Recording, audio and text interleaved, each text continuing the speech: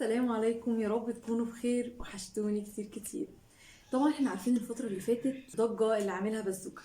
فطبعا انا دقت منه كذا مرة وكان بيعجبني جدا، فقلت ايه المشكلة لما انا اوصل لكم التجربة دي ونشوف التكات اللي موجودة في الاكلة، ونحاول ان شاء الله باذن الله نجيب نفس الطعم بالظبط. واستنوني ان شاء الله في فيديو جاي اننا نعمل نفس التكات اللي هو بيعملها بالظبط ان شاء الله، وهتجربوها بنفسكم وهتقولوا ايه رأيكم.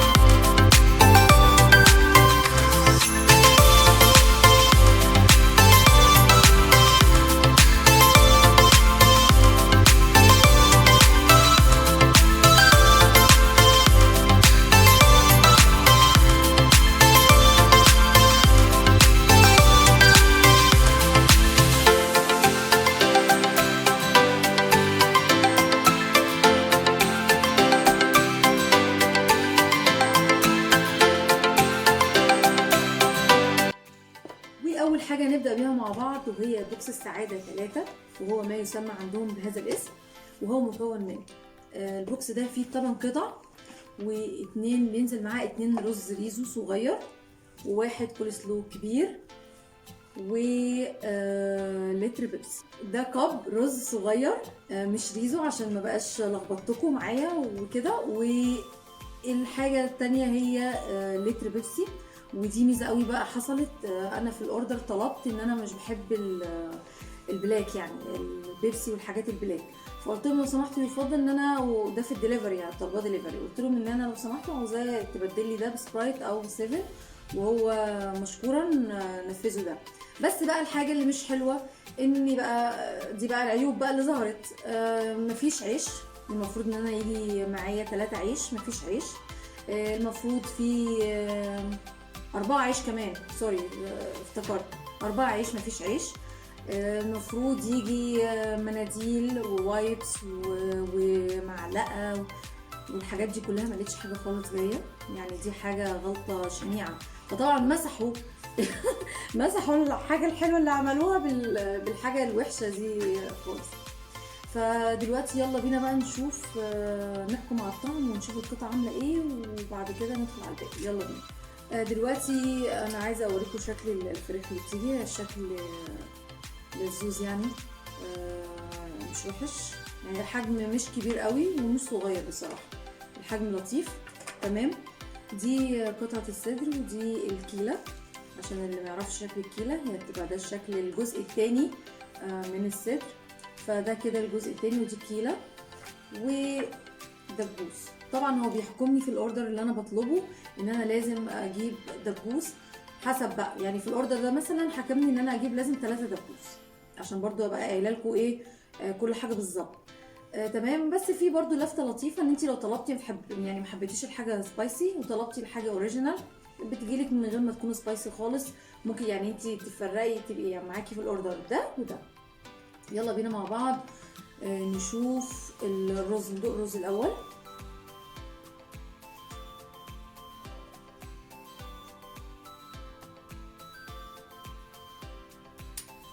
ساقع، مش سخن كده، وحاسه ان الطعم بتاعه لا مش متمكن زي كل مره. يعني انا اكلته مرتين من عنده، مش متمكن زي كل مره. بياخد حوالي 7/10. نروح بقى للفرايد تشيكن. اول حاجه لاحظتها من قبل ما ادوق البريدنج طري قوي من هنا، طري مفيش حاجه كريسبي، طري قوي. هنا ممكن بس هنا الكريسبي شويه، لكن الجزء ده كله طري خالص. انا مستغربه جدا، ممكن تبص لي شويه. فكده البريدنج بالنسبه لهم قل كتير عن ما انا جبته قبل كده بصراحه. ندوق بقى الطعم، يكون الطعم هو كمان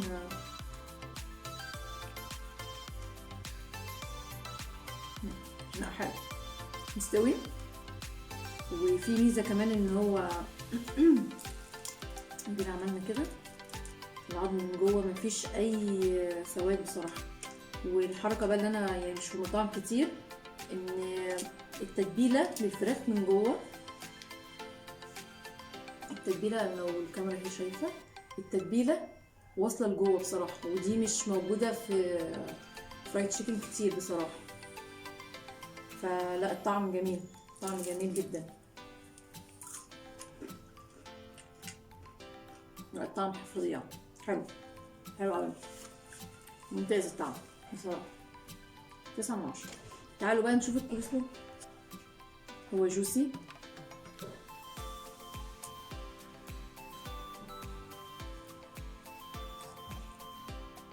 حلو قوي. يلا بينا بقى على الجزء التاني. وتاني اوردر معانا النهارده وهو ملوك السعاده 1.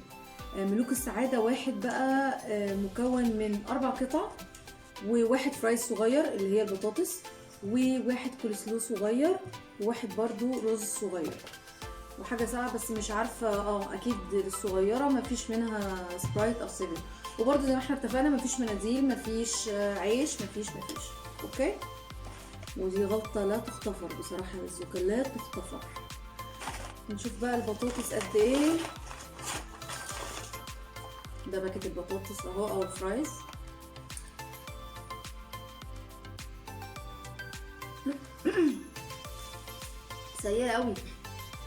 سيئة قوي، وحشة قوي، ولا متبهرة، ما فيهاش ملح، برد جدا جدا. يعني بصوا مفيش بهار خالص اهو، خالص. وحشة قوي بصراحة، سيئة. انا مش قادرة اكمل التانية. تمام. وطبعا دي الفرايد تشيكن احنا لسه مورياكم برضو نفس الشكل زي ما اتفقنا. ايه ده؟ دي كريسبي شويه، ممكن كده يبقى عشان البوكس متغلفه او محطوطه فوق بعضها، فعشان كده ممكن البريدنج اللي فيها هو ده بقى طري، ما بقاش كريسبي كده ولذوذ. دي احلى. برضه احب اقول لكم حاجه، ان انا قسمت الاوردر سبايسي واوريجينال. فدلوقتي هنعمل بقى ايه حكمنا على الاوريجينال عشان نشوف يا ترى السبايسي هو اللي بيلعب اللعبه وهو التكايه في كل الموضوع ده ولا ايه. يلا بينا.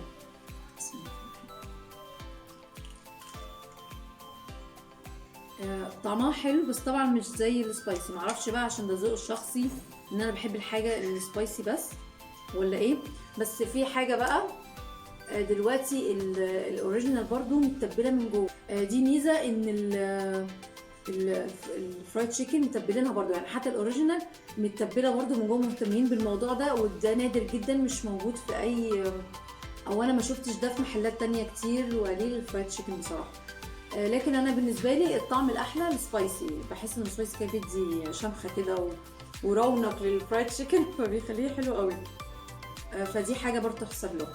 يلا بينا بقى على الاوردر الثالث. وتالت حاجه وتالت اوردر معانا دلوقتي وهو كومبو دبل. انا اخترت صوص الرانش، بفضله كده ولذيذ يعني، بحب طعمه.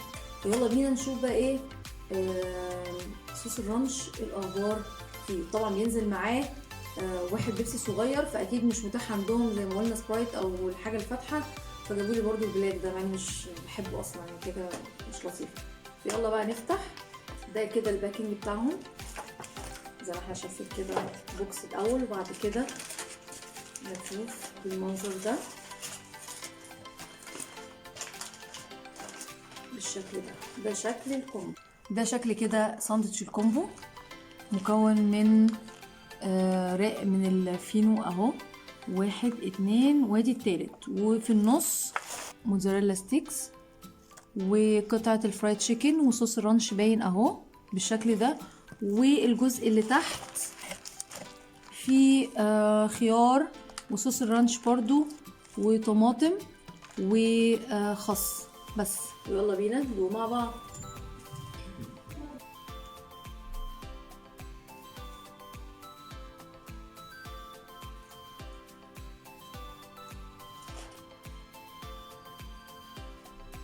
صوص الرانش حلو قوي باين وموجود بقى في كل الساندوتش، مغرقاني الساندوتش بيه، بس طبعا هو فظيع، مش عارفه لازم سكينه بقى وحوار.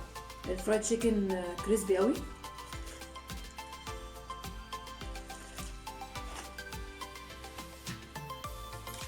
محتفظ بالكريسبي بتاعه، ودي حاجه مهمه قوي. لا طعمه ممتاز.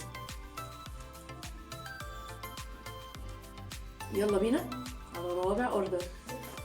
ورابع اوردر معانا والاخير، وهو كومبو بس تركي مدخن.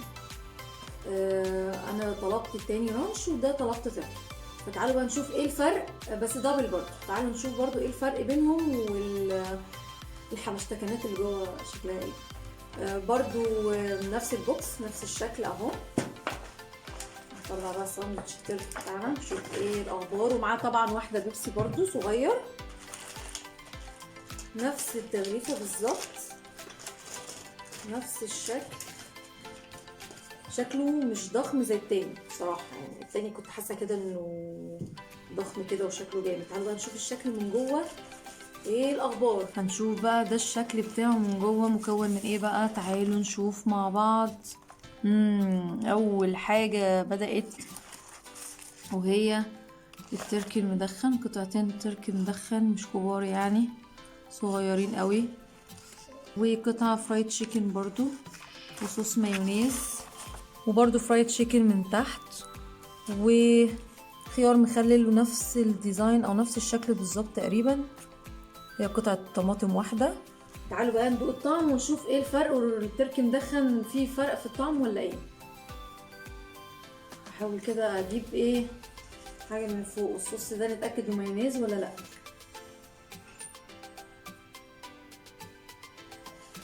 مايونيز، والفرق مش كبير على فكره، يعني قطعه التركي اللي هي محطوطه مش كتير تقريبا. اكيد التانية تبقى يعني الفرق بينهم الموتزاريلا ستيكس دي بس، لكن نفس الطعم تقريبا.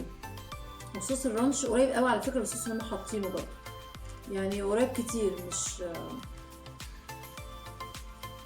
مش عارفه، حاسه التاني احلى كتير. التاني كده الصوص باين فيه مع الموتزاريلا ستيكس، حاسه التاني افضل كتير. هو اساسا القطعه اللي هم حاطينها تركي مدخن من فوق بس، حتى الجزء اللي تحت مش حاطين فيه خالص، ونفس الشكل برضه الفينو بنفس الشكل. وبكده خلاص نكون خلصنا التجربه مع بعض، وشفنا نوعت حاجات على قد ما اقدر كتير من بازوكا. شفنا فرايد تشيكن سبايسي اوريجينال، وشفنا كمان الساندوتشات، وجربنا الاوريجينال وجربنا السبايسي، وقلنا الفرق بينهم، وعرفنا ان الحاجه لما تكون محطوطه يعني كميه كبيره البريدنج بتاعها بيقل كتير، والكريسبي اللي فيها بتقل كتير. والحاجه التانية ساندوتشات، يعني حاولت اجيب نوعين من الساندوتشات اللي انا بحبهم وبفضلهم يعني. وبصراحه قلت لكم بكل صراحه الموضوع عامل ازاي، يعني الفرايد تشيكن جوه الساندوتش محتفظه في الاثنين ساندوتش، محتفظه بالكريسبي بصراحه. يا رب اكون قدرت افيدكم واكون ضيفه خفيفه عليكم، وبحاول ان انا اقرب لكم وجهه النظر بتاعتي، وبحبكم جدا جدا، وان شاء الله استنوني في الفيديو جديد وفلوج جديد. باي باي.